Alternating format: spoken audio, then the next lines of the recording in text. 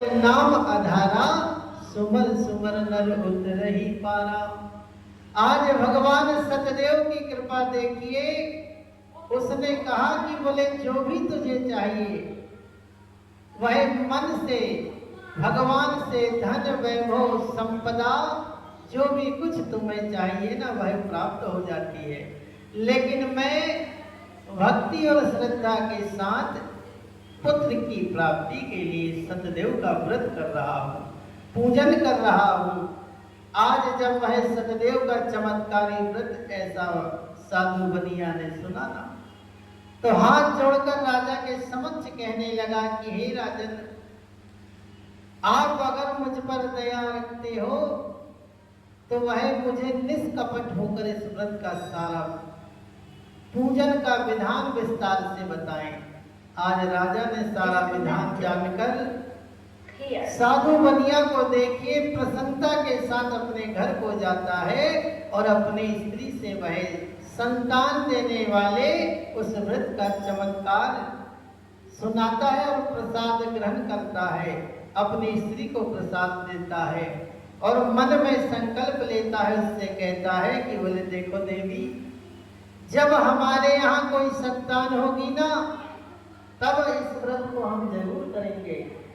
आज देखिए इस सुंदर भाव से श्री सतदेव स्वामी बड़े प्रसन्न हो जाते हैं और कहते हैं,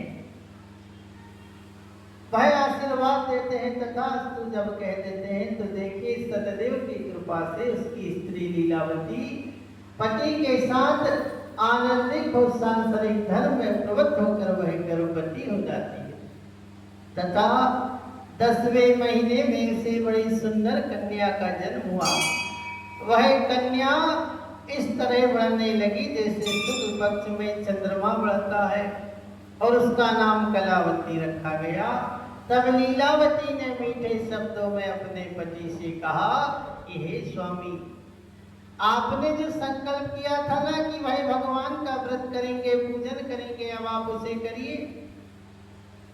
तो वह उसने कहा कि हे प्रिय देखो, बार बार खर्च करने की जरूरत नहीं है, एक बार बोले हम अच्छे से सतदेव का व्रत जो है वह इसके विवाह पर कर लेंगे।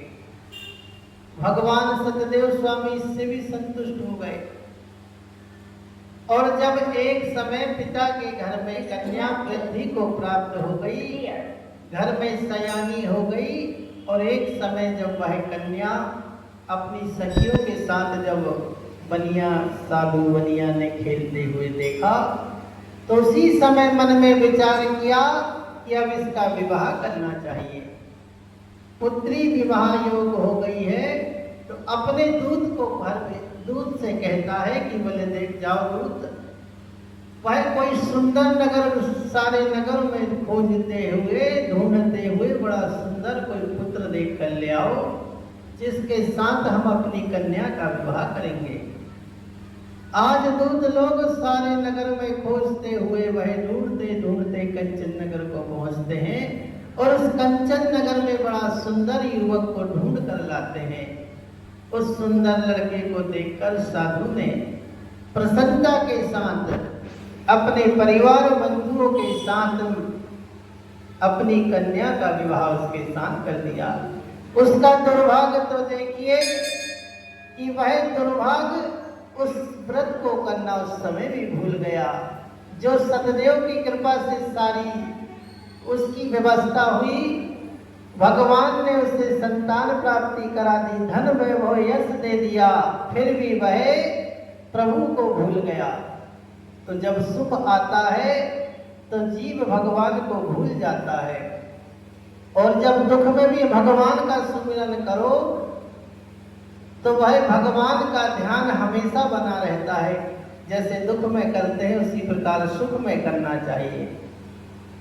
दुख में सुमिरन सब करे, सुख में करे न कोई, और जो सुख में सुमिरन करे तो दुख काहे को होई। आज देखिए भगवान सत्यनारायण स्वामी जो है क्रोधित हो जाते हैं और कहते हैं कि साधु बनिया तुम्हें दारुण दुख हो। और जब हमारी बुद्धि खराब हो जाती है ना तो कहते हैं कि जाको प्रभु दारुण दुख दे, ताकि मति पहले हर ले। आज उसकी बुद्धि का भगवान हरण कर लेते हैं और व्रत करना भूल जाते हैं। तो आज जब वह साधु बनिया व्रत करना भूल गया अपने दामाद के साथ, वह जो स्थित रत्नपुर नगर में व्यापार करने के लिए जाता है, और जब व्यापार करने लगता है राजा चंद्रकेतु के नगर में, तो आज देखिए भगवान की माया से कोई दो चोर जो थे राजा के धन को चुराकर भागे जा रहे थे, किंतु राजा के दूतों को देखकर चोर ने घबरा कर भागते हुए राजा के धन को वहीं पर रख दिया जहां ससुर जमाई ठहरे हुए थे। जब दूतों ने उस साधु वेश के पास जाकर राजा के धन को पाया तो दोनों को बांध कर ले गए और प्रसन्नता से राजा के समीप जाकर कहा कि हे राजन, हम ये दो चोर पकड़ कर लाए हैं। राजा ने उन्हें देखकर कठिन कारावास में डाल दिया, उनका धन भी छीन लिया। आज देखिए सत्यनारायण भगवान के क्रोध अग्नि में उसका परिवार भी जलने लगा।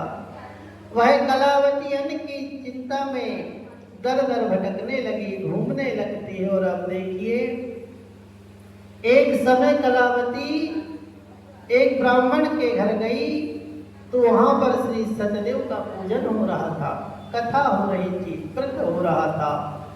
तो वह कलावती भगवान के पूजन में सम्मिलित हो जाती है, प्रसाद ग्रहण करने रात को घर आती है ना। तो माता लीलावती कलावती से कहती है कि हे बेटी, हे पुत्री, तू इतनी रात में कहाँ रही, अब तक कहाँ रही, इतनी देर से आ रही है, तेरे मन में क्या विचार चल रहा है। तो आज वह पुत्री हाथ जोड़कर कहती है कि हे माता, हे मैया, मैंने ना एक श्री ब्राह्मण के घर श्री सत्यदेव का व्रत होते देखा है। आज जब व्रत सुनने लगी, प्रसाद ग्रहण करने के कारण मुझे देर हो गई। इतना सुनते ही वह लीलावती ने भगवान के पूजन की तैयारी करने लगी और भगवान से प्रार्थना किया कि हे सत्यदेव स्वामी, मेरे पति और दामाद शीघ्र ही घर आ जावे। साथ ही प्रार्थना की कि हमारा जो अपराध हुआ है ना, त्राहि माम शरणागतम, हमारे सारे अपराधों को क्षमा करना प्रभु। त्राहि माम शरणागतम सर्व पाप हरो भवा, हमारे सारे अपराधों का हरण कर लेना प्रभु। तो आज वह सत्यदेव स्वामी करुण वाणी को सुनकर प्रसन्न हो जाते हैं और राजा चंद्रकेतु को स्वप्न में दर्शन देकर कहा कि हे राजन, इन दो वैश्यों को प्रातःकाल ही छोड़ देना, और जो तुमने इनका धन लिया है ना, इन्हें दुगना धन दे देना, नहीं तो मैं तुम्हारे राजपाट पुत्र आदि वह सब नष्ट कर दूंगा। ऐसे वचन सुनकर राजा घबरा जाता है। प्रातःकाल उठते ही अपना स्वप्न सभी को सुनाता है और फिर दोनों बड़े पुत्रों को कारागार से मुक्त कर सभा में बुलाता है। दोनों को छोड़ देता है तो दोनों साधु बनिया राजा के पास आकर नमस्कार करते हैं। तो राजा कहता है कि तुम्हें घबराने की जरूरत नहीं है, डरने की जरूरत नहीं है। वह तुम्हारे साथ जो ऐसा हुआ है भावीवश दुर्भाग्यवश हुआ है, अब तुम्हें डरने की जरूरत नहीं है। और उन्हें नए नए वस्त्रभूषण पहनवाता है तथा जितना धन लिया था उन्हें कई गुना धन देकर आदर सहित विदा करता है। दोनों वैश्य अपने घर को चल दिए। इति श्री देवाखंडे श्री सत्यदेव स्वामी का तृतीय अध्याय समाप्त। बोलो श्री सत्यनारायण भगवान।